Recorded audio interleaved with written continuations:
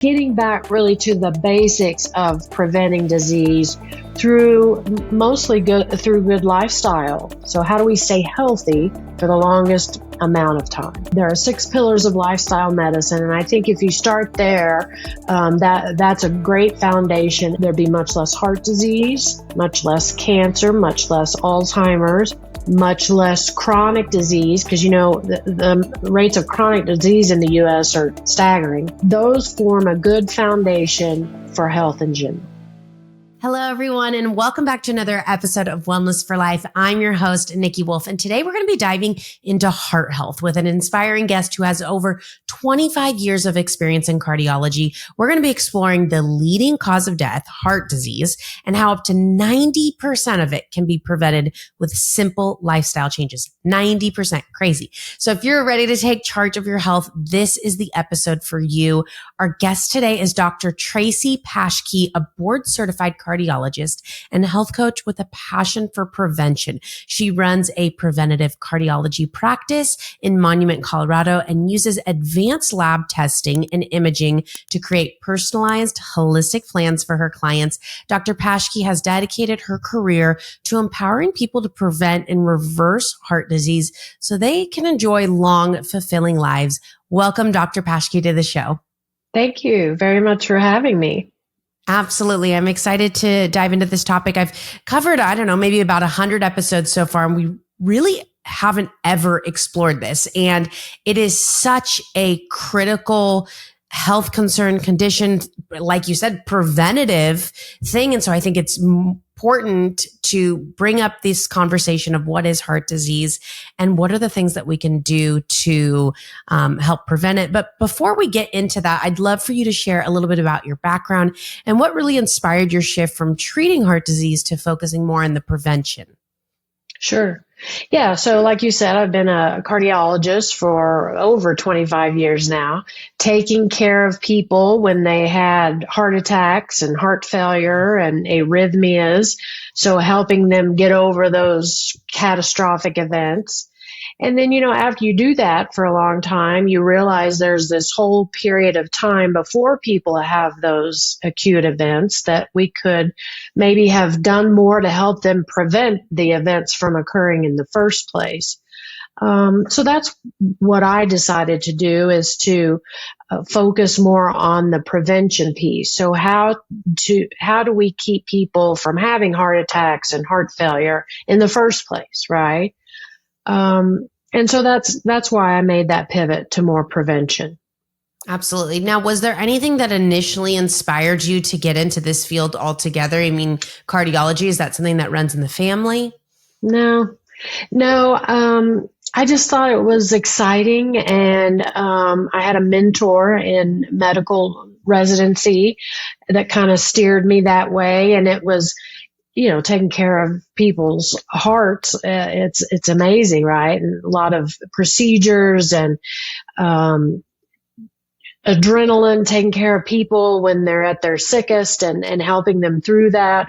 So it's a great field, and it's always new things like new interventions, new medications, new procedures. So, always changing. So that was awesome.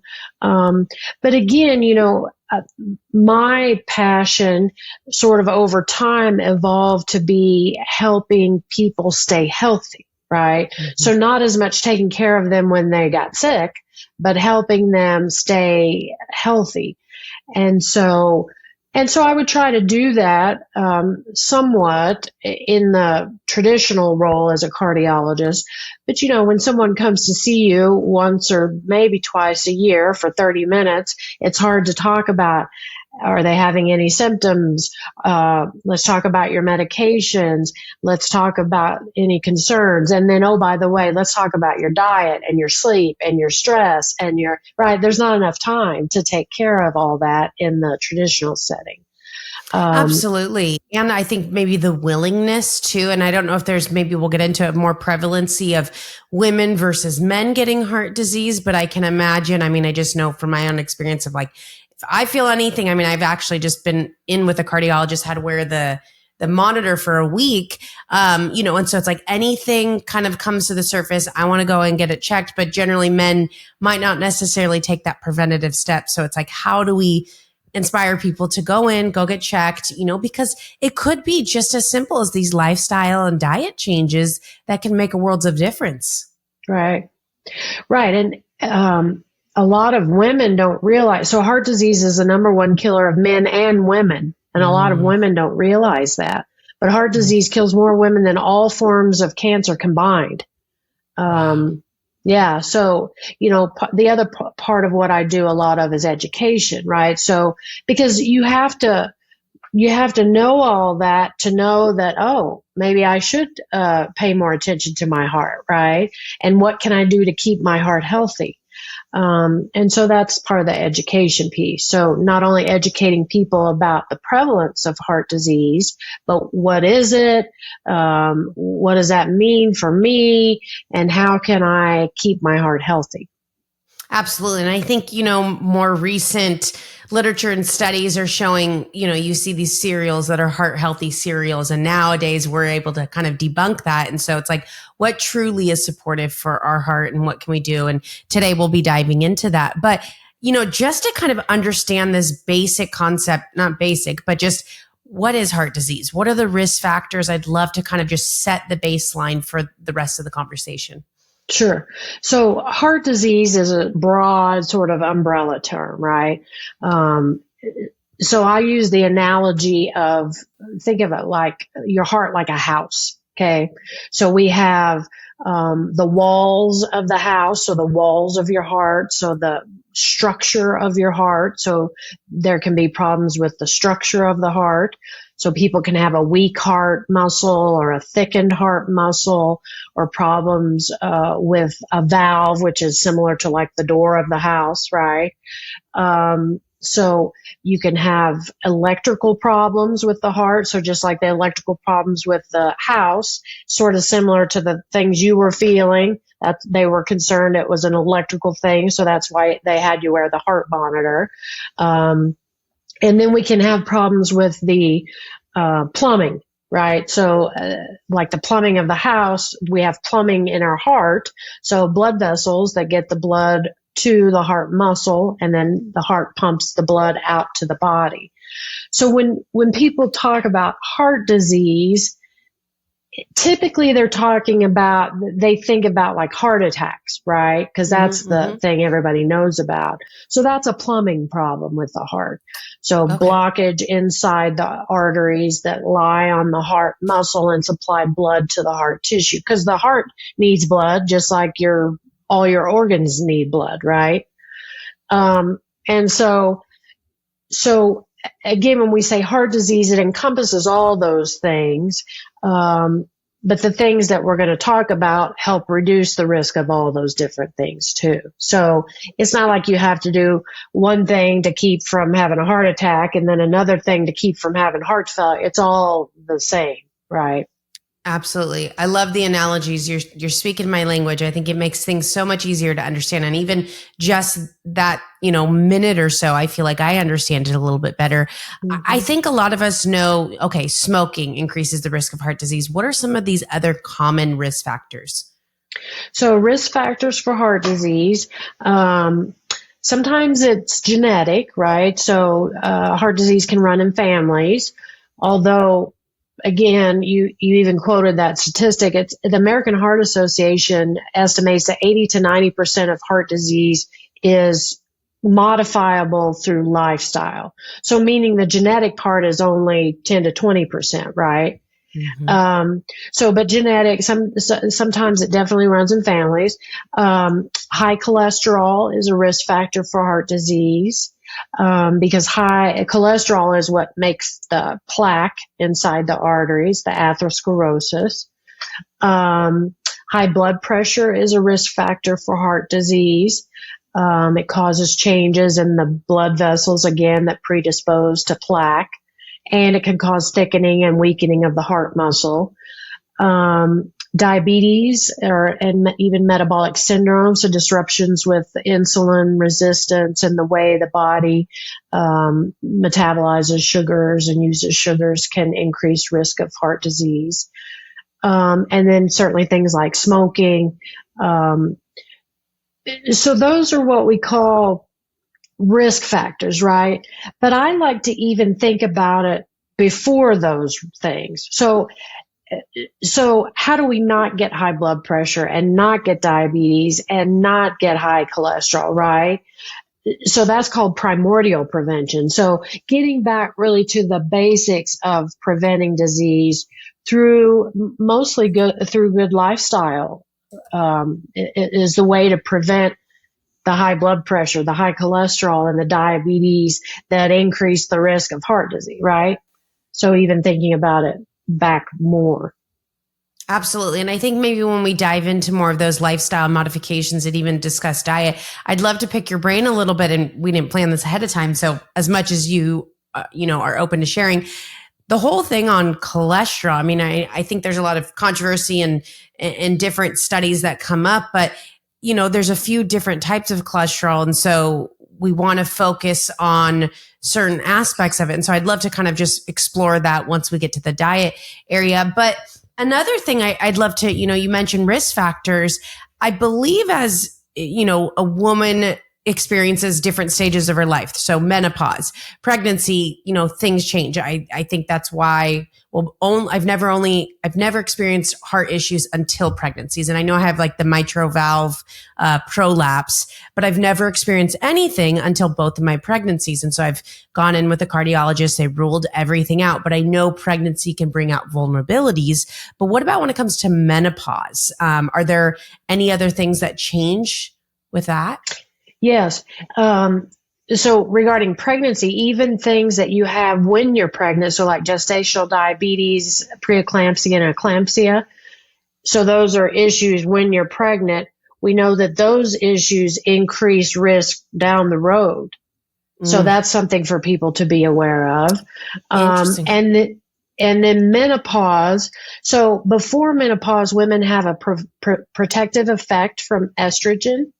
And then as our estrogen levels drop with menopause, we lose that protective effect, and also our lipids go up, right? So LDL cholesterol tends to go up, even Lp(a), which is an advanced lipid marker, can go up.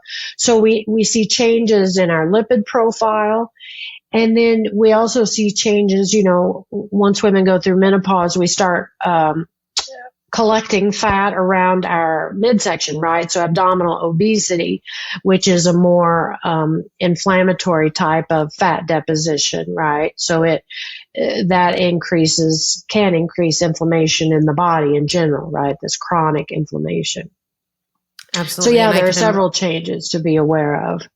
Okay. Another fun thing we can add to our list, but it gives us the opportunity. We know this, we know that this is kind of what's in our cards. And so what can we do and put into place in order to avoid these things? And that's exactly what you've done is, migrated into this preventative approach. It's, I know that these cards are in my hands and, what are some of the changes that can be had? Now, are there any sort of signs and symptoms that people would often ignore that could potentially be early indicators of heart disease?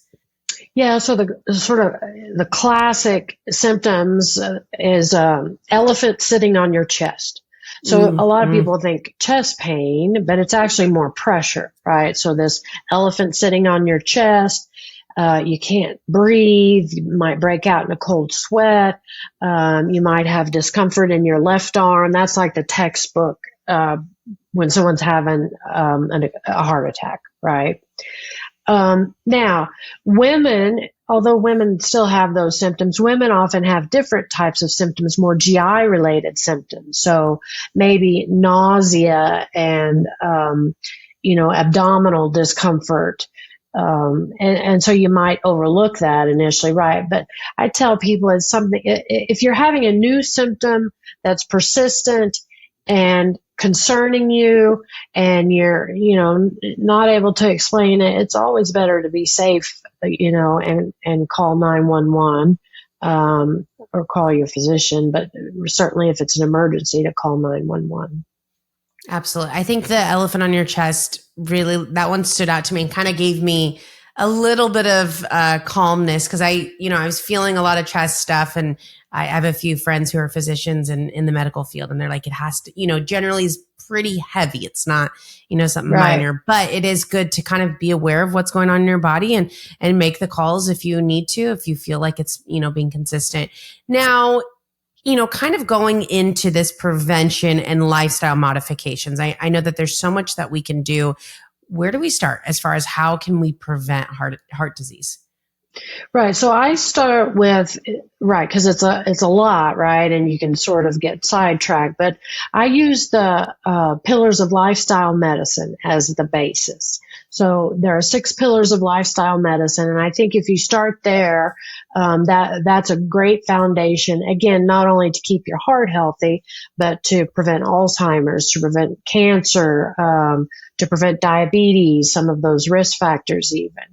So the pillars of lifestyle medicine are whole food, plant-based diet, regular movement, stress management. 4 is avoiding risky substances. Mm-hmm. Next is social connection. And then the last one is restorative sleep. So those are the 6 pillars. And if we could get more people to follow those 6 basic health, those, would be the goals. There'd be much less heart disease, much less cancer, much less Alzheimer's, much less chronic disease, because, the rates of chronic disease in the U.S. are staggering, right? Mm-hmm, mm-hmm. So again, the goal is to not only increase our lifespan. We all want to live to be 100 maybe, but we don't want to live to be 100 in good health.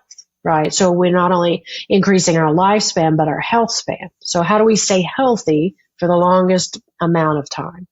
And those 6 pillars of lifestyle medicine, and we can go into them more in depth if you want, but those form a good foundation for health in general. Absolutely. I love those pillars, and I love the inclusion of the social connection. I think that's such a big one that maybe isn't a go-to, but it does add so much in a variety of areas through all aspects of health. So I think it's so important. And it's, maybe you're not currently active in all 6 of these categories, or, proactive with them, and just taking baby steps of how can I make this, 1% better? How can I improve my sleep just a little bit better? And I think ultimately it comes down to our desire and our willingness to change. If it's strong enough and we have a deep enough, bold enough why, then hopefully we're a little bit more incentivized to start making these changes. Now, what about if this does run in your family? And I know we said genetics is a small factor, but what about if almost everybody in the family has had a heart attack? Am I doomed to get one? What does this look like for me? Yeah, no. I mean, they've even studied that people who do have a genetic predisposition can still lower their risk by following a healthy lifestyle. So again, just because everyone else in the family and genetics, is complicated, right? So it's not like there's one gene for heart disease that we can follow through the family. It's not like that, right? So it has to do with not only your genes, but then epigenetics. So other factors in your lifestyle that turn on and off genes. So maybe you got some heart disease, you're predisposed to heart disease through some gene that you got from, say, your father. But again, lifestyle factors still affect the way those genes are expressed. So yeah, you can always improve that. Yeah, great. I'd love to kind of dive in, and we can spend more time in one of those pillars and less time in others. But when it comes to exercise, I mean, I would say there's 2 main categories, aerobic, anaerobic. Have you found that there's one that is more, I don't even want to say important, because I think it is good to get a blend between the 2, but what is your approach when it comes to exercise or movement, like you said? Right. So, there are multiple things in this, because exercise, it's some people, it's hard for some people to exercise, right? They don't like it. They don't want to. They're tired. There could be 1,000 reasons why. But, we know that the longest lived societies in the world, blue zones, you've heard of blue zones, I'm sure, they don't go to the gym, but they're active through the day, right? They have more daily movement. So not like sitting in front of the computer for 8 hours like we might do, but they're sweeping the floor, they're working in the garden, they're going for a walk, right? So that's, I think, important for people to remember. When I say exercise, I don't mean that everybody has to join the gym. I don't like to go to the gym, right? But there are ways to figure out how to work it in. So the American Heart Association recommends 150 minutes of moderate intensity aerobic exercise a week. Okay. So from a heart standpoint, that's the goal, 150 minutes of moderate intensity. So that's like a nice brisk walk, 30 minutes every other day, or most days of the week will get you there. Right. And then a couple of days a week of strength and resistance training for our bones and muscles. So if we could get people to do that, that would be great. Right. But again, maybe it's dark when you get home from work now and you're tired and you don't feel like going. So could you go for your 30-minute walk during lunch? Right. And then how do you make that a habit where you don't even think about it? You just do it. Right. So this goes back to sort of mindset and coaching and how we get people to, because habit change is difficult. Right. Especially if it's something you don't really look forward to doing. So how do we change our mindset about it? So instead of looking at exercise like I have to join the gym and it's expensive and I have to go and all right, well, let's reframe it. I want to move more. How can I move more during the day? Right. So again, can I go for a walk every day, and where can I put that walk? I don't want to get up earlier. I'm tired after work. What about after lunch? So then if you work in an office, you take your tennis shoes to work, right? You eat your lunch and you put up your dishes and you put on your tennis shoes and you go for a walk. So you take the thinking part out of it, right? Because if we think about it, that's when our feelings get intermingled there, right? And I'm tired. I don't want to do it or whatever. So figure out how to take the thinking part. And it's just becomes something you do every day, just like you brush your teeth, right? You don't think about brushing your teeth. I don't want to brush my teeth today. I don't feel like brushing my teeth. It's just something you do every day, right?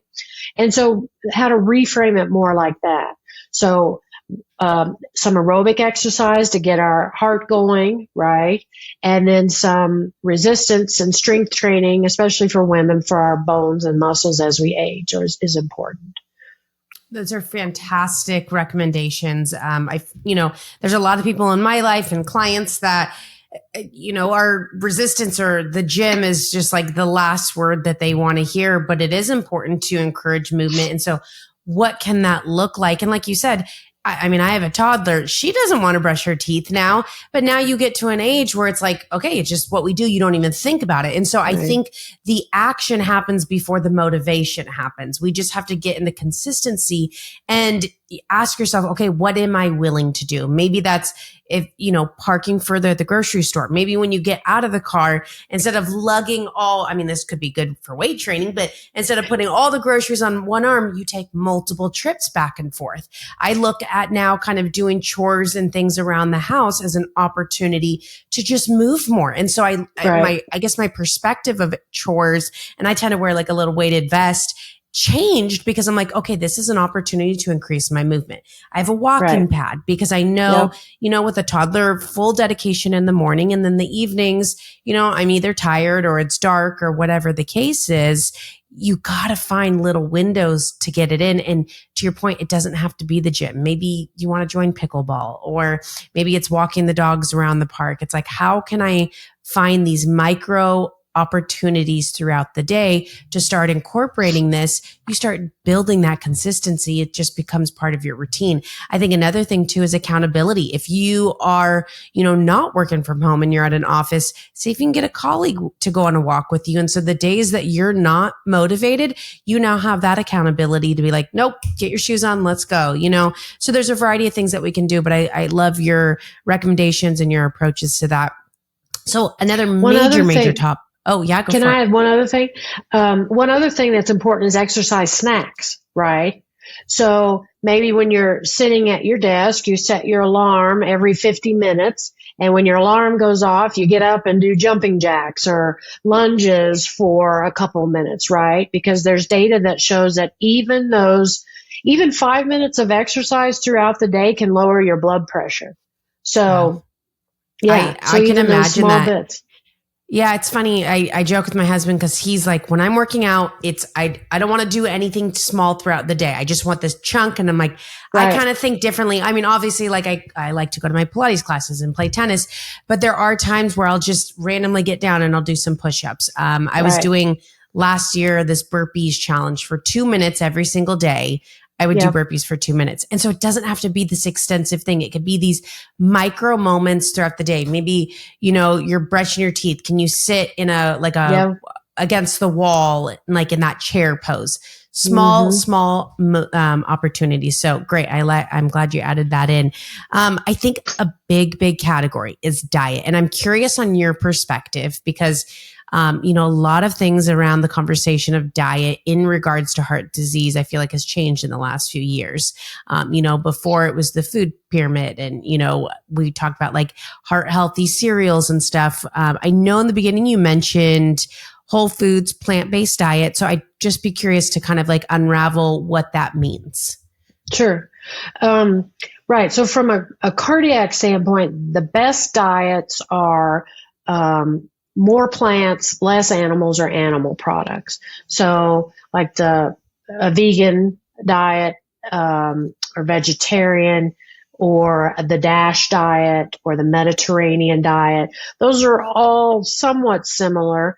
But I think the more plants and the less animals, the better in general. So and that's a pillar of lifestyle medicine, whole food, plant-based diet. So what does that mean? That means whole foods in their natural form. So instead of eating a cereal that says it's heart healthy, Cheerios that says it's heart healthy, you eat oatmeal, right? Or even better, steel cut oatmeal, right? Because that's the less processed form. So you think about the product in its most basic form. So that means it's less processed. It's, less weird chemicals. It's as it comes out of the ground, right? So that's what whole food means. So in its most natural form, and then plant-based is try to eat more plants. So again, part of this is we have to meet people where they are. So, when I tell people to eat more plants, I don't expect that they're all going to become vegan the next day. But it's part of my job, I think, to educate people on what the healthiest diet is.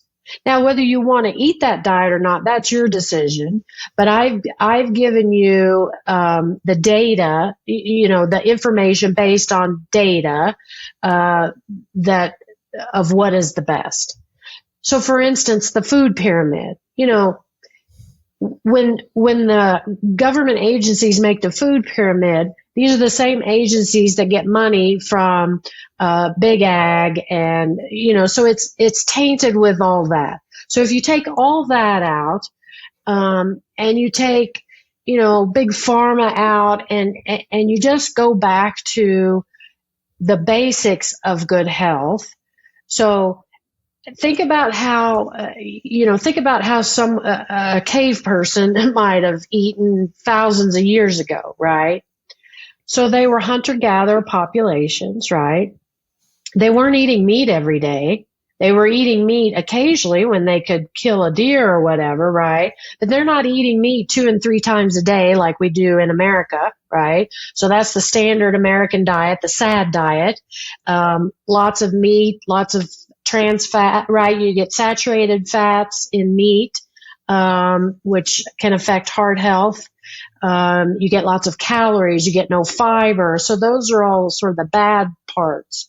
So we want to stick with a more whole food plant-based diet. So less animals and animal products, more plants. That lowers your risk of heart disease, lowers your risk of certain cancers, lowers your risk of diabetes, Alzheimer's, everything, right?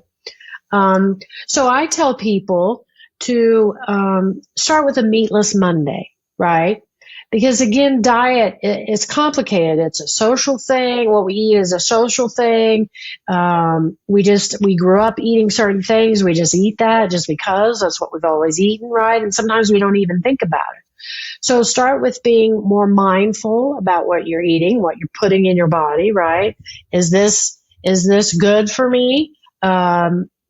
Or is it just I'm always eating it and it's easy and I know how to make it or I got it off the shelf in a package, right? So start with being more mindful about what you're eating, and then start thinking about different ways to eat what you like. In other words, let's say start with a meatless Monday. So you learn how to make your tacos without meat. So leave out the ground beef or the chicken and have a taco in a corn tortilla with brown rice and black beans and some salsa and some lettuce. And there's your taco. That's a healthy taco, right? It doesn't have to have all the meat and the cheese and right. So again, just sort of thinking about what you're eating, what your favorite foods are, and how can you tweak them a little to make them more healthy that maybe you hadn't thought about before. So maybe when you get, you're making a stir fry. So you stir fry your veggies instead of eating it with white rice. That's the more processed form of rice. Either, eat brown rice or better yet, put it over quinoa. Maybe you've never tried that, but it's good, So again, just sort of thinking outside the box and looking at things in kind of a different way. So you start slow with those slow changes. And before you know it, maybe you discover that you feel better when you don't eat a lot of meat and cheese. You're less full.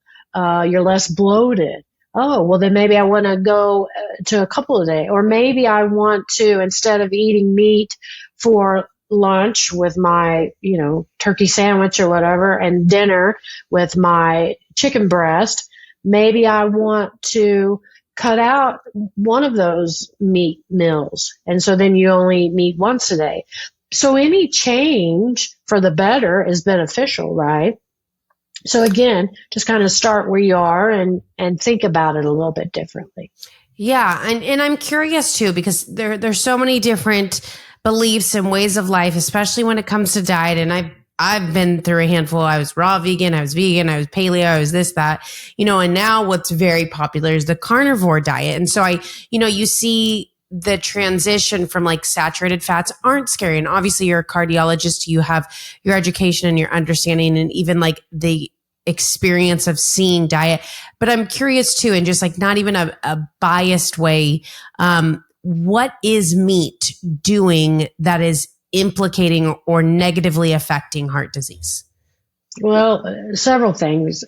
The main ones are, so cholesterol, we make all the cholesterol we need. Our body makes cholesterol, right? We need cholesterol for cell walls and hormones. So we need cholesterol, but our body makes all we need. If you look at indigenous populations like in the Amazon, their LDL, that's the bad cholesterol that forms the plaque.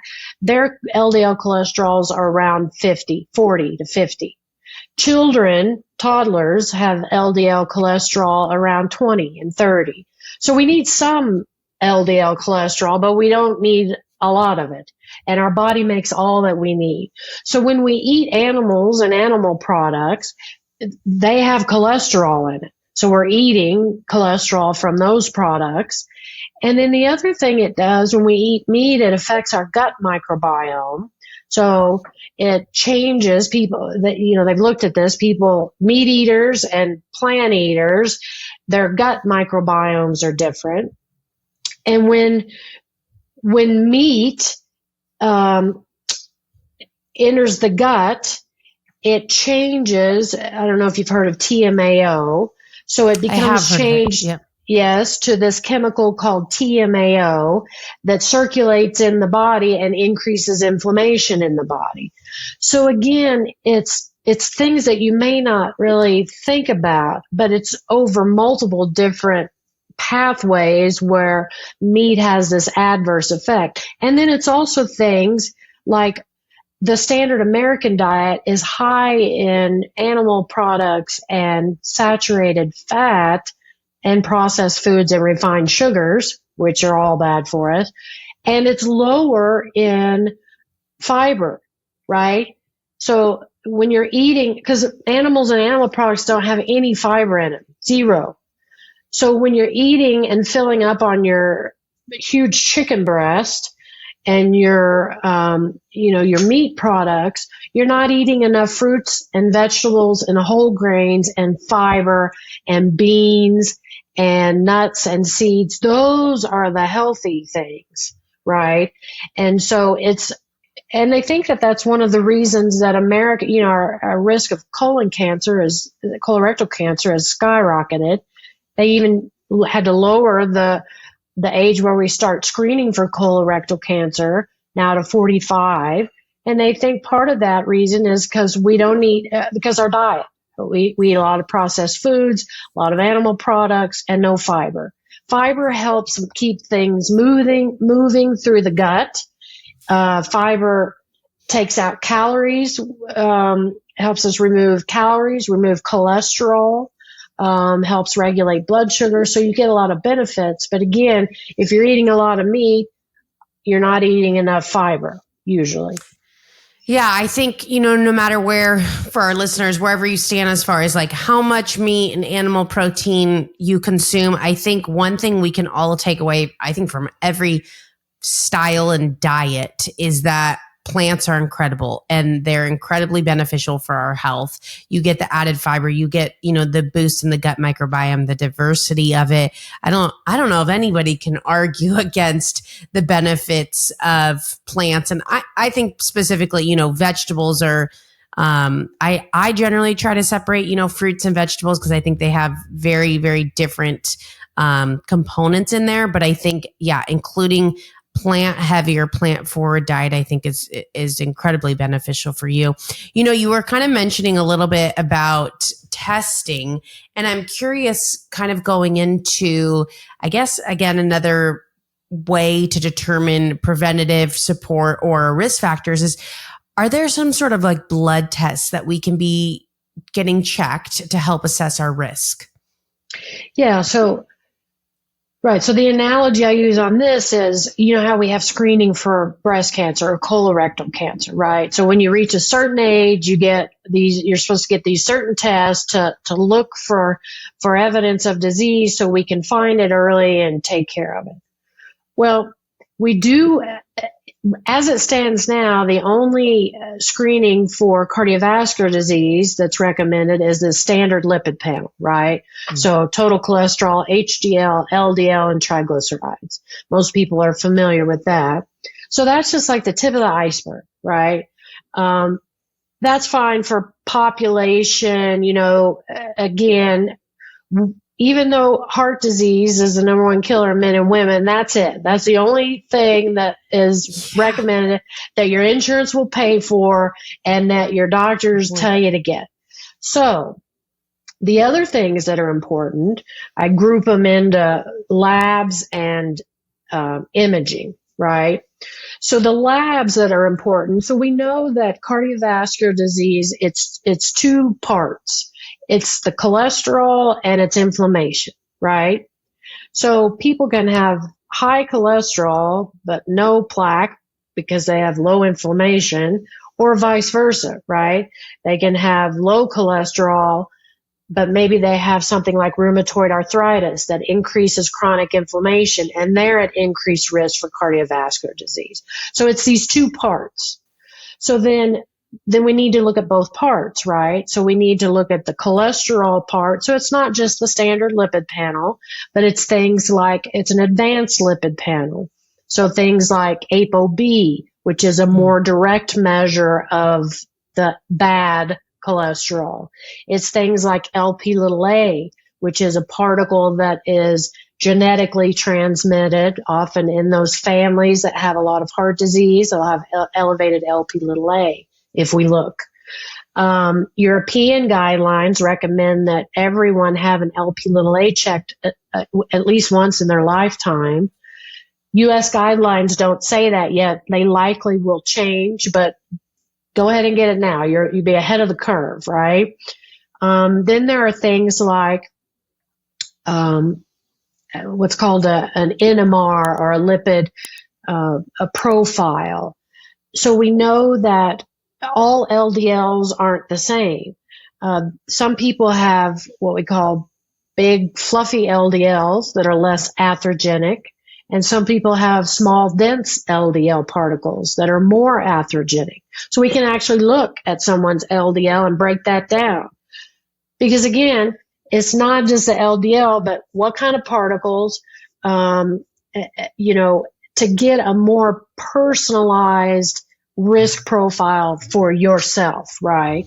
And then, is the small hard, because I remember that it's not necessarily like, I feel like we generalize the LDL as the bad one, but it's really, there's different branches of it. And so that soft, fluffy one isn't necessarily bad or harmful. It's more of the hard, dense ones. What are those two called? Well, it just has to do with particle size. Okay. So you get this NMR panel. So again, it's an advanced lipid panel, NMR, and it, by some fancy lab test, it breaks down the LDL particles into size. And then it'll tell you what pattern you are, A or B. So A is the big fluffy particles that aren't as atherogenic.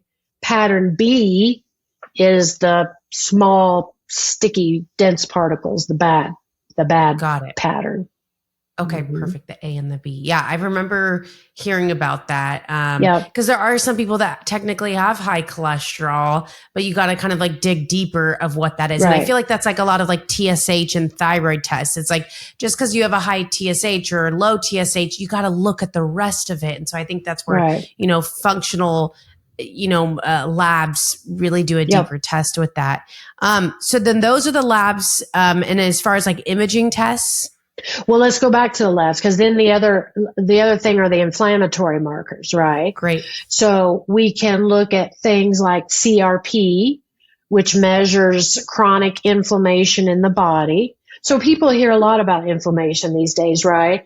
So acute inflammation is a protective, our body's way of protecting itself, right? So if you get a cut, right, it turns red and it swells up a little bit, and those are all inflammatory cells that are going to that side of that cut to help heal it, right? So inflammation is a helpful thing it's life-saving, right? So, but what's happened in modern society is that we are exposed to things in life that increase chronic inflammation, and that's not good for us, right? So things like stress, right? So not just acute stress, like swerving out of the way of an oncoming car. That's acute stress, saves your life in the moment. But we're exposed to, financial stress, family stress, work stress, wars on the other side of the world stress. So we're bombarded constantly with stressful things, and all that stress increases chronic inflammation. Processed foods, all the crap that they put in our food increases chronic inflammation. Toxins, so like air pollution, chemicals in our our lotions and our soaps, Sleep, if we have sleep problems, that increases chronic inflammation.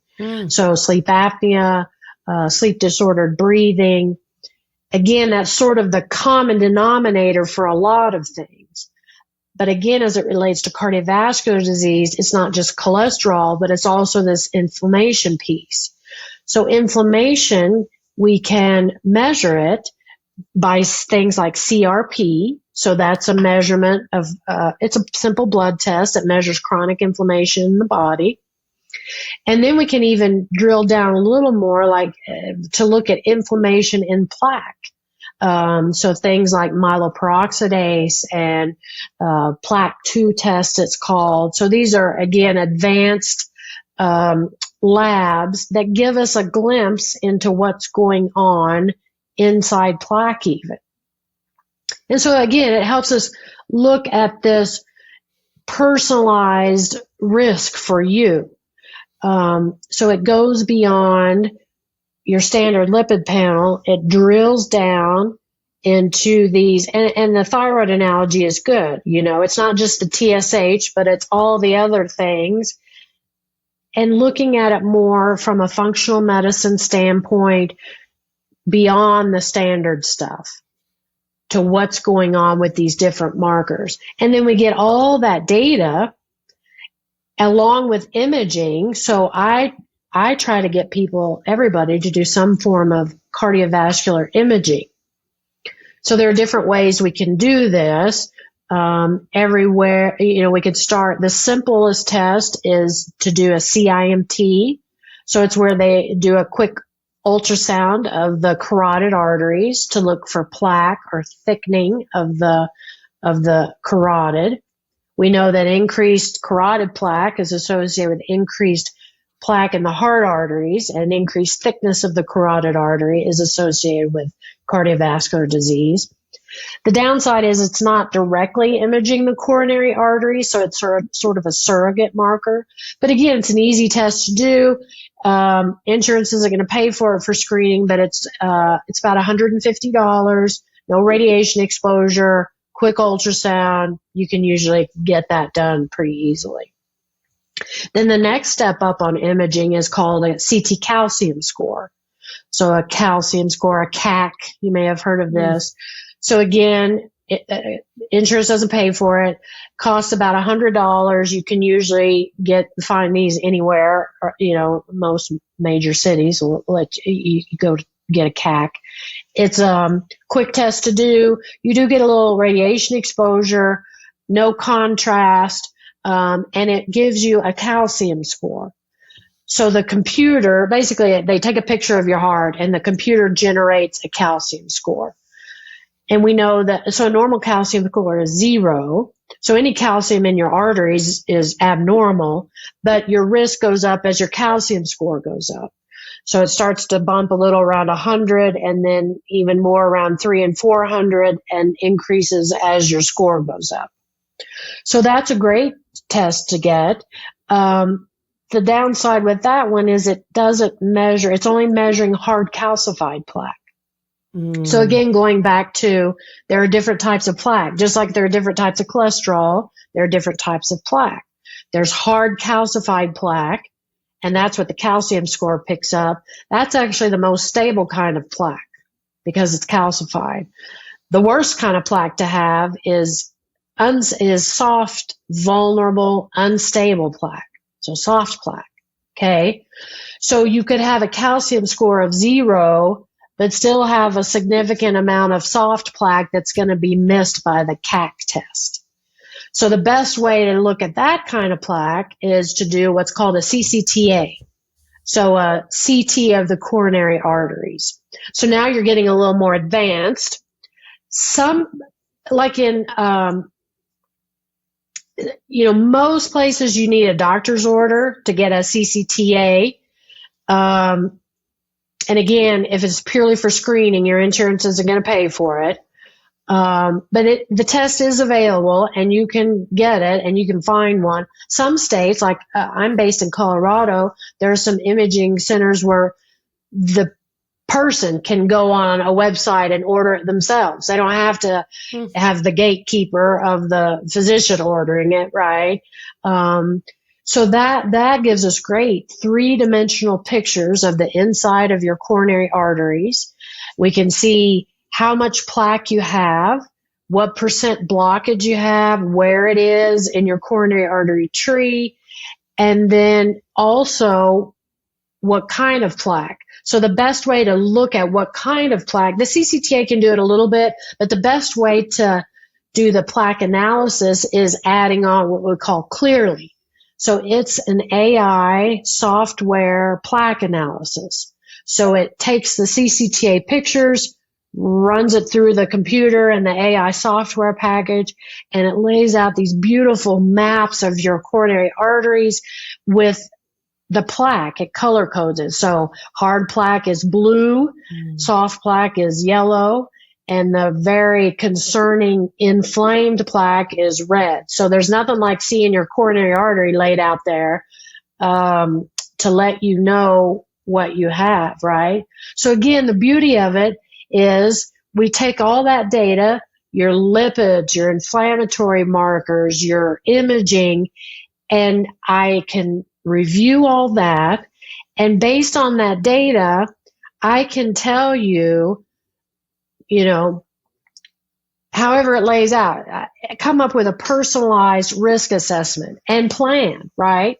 So if your total cholesterol is high, but your LP(a) is low and your ApoB is low and you don't have any plaque anywhere, and your calcium score is 0, your prognosis is much lower and much better than someone who has an elevated LP(a) and soft plaque on their CCTA with Clearly, right? The way the management strategy is, so both people are feeling fine and they haven't had any cardiac event, but this is what's smoldering underneath, right? Mm-hmm. But it tells us it's a great assessment, right? So now we know I can take that data and formulate a plan to keep you healthy so you never have a heart attack, right? Because you knew all this was kind of going on and you found out and you made changes in your lifestyle and you started exercising because you saw you had a little bit of calcium in your artery. So it motivated you to make some changes in your lifestyle. And, I still prescribe medications if needed. Some people have horrible coronary disease and need Lipitor or one of the newer injectable drugs. But there are lots of choices. It's not just the old statins that we used to have. There are lots of lipid-lowering medications if people need them. But it's different. So telling someone you need a prescription medication because this is what you have versus, oh, your cholesterol is a little high, take this medicine the rest of your life, right? That's a much different scenario. Well, and also ensuring, are we doing all the steps to help, like everything that's in our control prior to going to a medication? I think that's the most important part. And frankly, I don't know if that many people are, okay, I'm checking all these boxes and I'm doing all these things. And so, there's a lot of factors to look at. Right. That's right. And again, in my practice, I have time to sit down with people and go through all of this, right? My initial consultation is an hour and a half because that's the way I've structured my practice. So we go over all these things. We get all this data and we talk about sleep and diet and exercise and come up with brainstorm ways to make tweaks in people's lives. So it's more of a collaborative relationship, right? Not just, I'm the cardiologist, you have high cholesterol, take your Lipitor, come see me in a year. That's fantastic. And I think that is a very common circumstance that's had. And so I think it's really when we get into functional, and I don't even know if you claim as functional medicine, but that's the thing that I've experienced is you do get more of that time. You get that dedication. Your doctor wants to learn the ins and outs of everything that you're doing. And I know with all my first time of visits, it was an hour and a half as well. And so I think that's so important to get a really good understanding and big picture of everything going on. I can imagine this episode being for somebody who's either it runs genetically in the family, there's some risk factors, maybe they haven't had a cardiac event, or that individual who has gotten some testing, has experienced some sort of thing. I feel like this episode kind of you've provided all the resources to the, very advanced testing, to the diet, lifestyle, sleep, all these different things. Is there anything you feel like before wrapping up that we missed that you feel like would be important to share? Imagining somebody's pulling this up after they've found out, I have some heart disease or a risk, and I need to start applying this stuff. Yeah, well, I would just say that, again, I think people sometimes forget that there's a lot that we can control with our health, with heart disease in particular, but our health in general. And I think it's sort of a societal problem, right? We tend not to pay attention to our health till something happens, right? That makes us think about it. But again, it's like with your car. It's better to change your oil every few thousand miles than wait to, never change your oil and the car blows up, right? It's better to do those things as you go through life, and it's never too early, right? It's important to teach our kids how to be healthy, how the sodas aren't healthy, the processed foods, the Cheetos, that stuff's not healthy. That should be, not our normal diet. That's not, there's nothing normal about a Cheeto, right? So it's never too early to start teaching our kids about good health habits. And it's never too late to change either, right? So even people, they've studied this, even people who quit smoking when they're 80, their health improves. So there are measurable improvements that happen when we make these lifestyle changes. It's never too early and it's never too late. You'll feel better. You have more, it just makes you feel good to know that you're doing things that are good for you, right? It becomes less of a drudgery and more, what healthy things can I do today, right? How can I get a little exercise in today? Make it fun, make it exciting. It's a more empowering message. There's a lot we can do to impact our health. And that would be the last part that I would leave people with.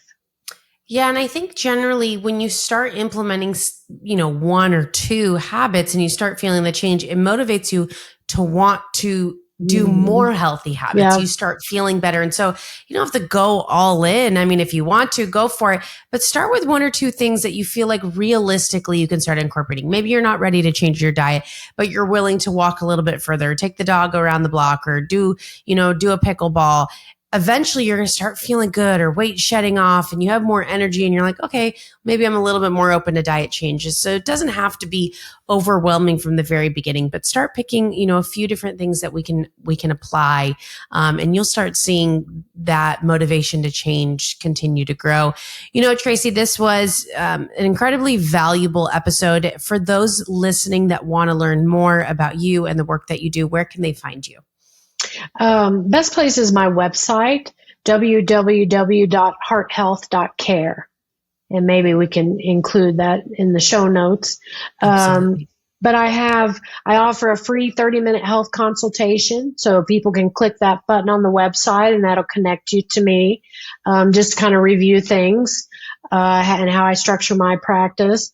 I have some healthy recipes, some downloads, a lot of resources on there that people can access, and a lot of good information, I think. Fantastic. Well, thank you so much for being here and sharing your expertise and your insight on not only preventing, but also helping to reverse these heart disease concerns. I know our listeners are going to find them valuable. So thank you again. Thank you. All right. Take care.